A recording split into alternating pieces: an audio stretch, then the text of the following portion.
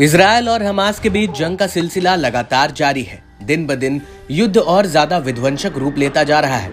Israel के हमलों में गाजा के निर्दोष जनता और बच्चों को इसका प्रहार भुगतना पड़ रहा है, लेकिन इजरायल को जवाब देने के लिए हमास के लड़ाके भी पीछे नहीं हट रहे हैं। रिपोर्ट के मुताबिक गाजा के खान यूनिस शहर में इजरायली बलों के साथ जंग जारी है। दोनों तरफ से भारी गोलीबारी और हमले किए जा रहे हैं। रिपोर्ट में दावा किया गया कि इजरायली सेना को इस कार्रवाई में काफी नुकसान भी पहुंचा है।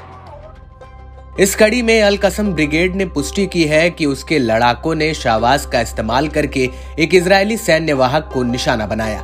दक्षिणी गाजा पट्टी में खान यूनिस शहर के उत्तर में स्थित हमाद टाउन में इजरायली सेना को ले जा रहे वाहक को निशाना बनाया।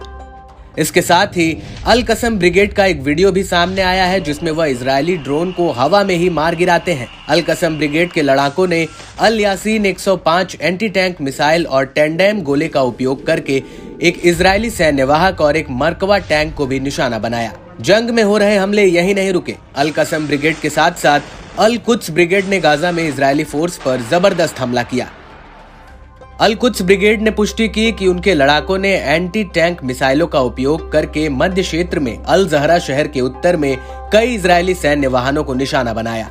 इन हमलों के चलते इजरायली कब्जे वाली सेना हताहत हो गई। अल कुद्स ब्रिगेड के लड़ाकों और इजरायली सेना के साथ टकराव के दौरान कुछ लोगों के मारे जाने और घायल होने की भी खबर है। हमास की सैन्य शाखा अल कासिम ब्रिगेड ने हाल ही में खान यूनिस में इजरायल बल को 2 मंजिला इमारत में फंसाया और उसके बाद उसे बम से उड़ा दिया।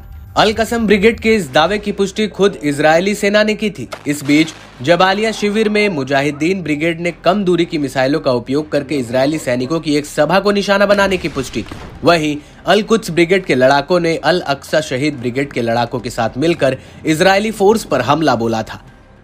जैसे जैसे इजरायली फोर्स गाजा में आगे बढ़ रही है, उसे कई ताकतों का सामना करना पड़ रहा है, कई हमलों से होकर गुजरना पड़ रहा है। इस जंग में अब तक दोनों देशों के कई सैनिक युद्ध में अपनी जान गंवा चुके हैं, लेकिन इजरायली पीएम नेतन्याहू ने हमास के खात्मे की कसम खा रखी है। इस जंग को कई देशों ने रोकने या युद्ध विराम की भी कोशिश की, लेकिन ये जंग रुकने की बजाय और भयंकर हो गई।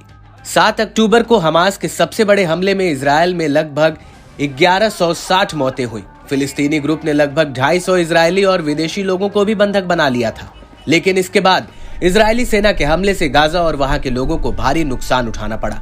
गाजा के स्वास्थ्य मंत्रालय के मुताबिक इजरायल के जवाबी अभियान में गाजा में 31,000 से ज्यादा फिलिस्तीनी मारे गए हैं।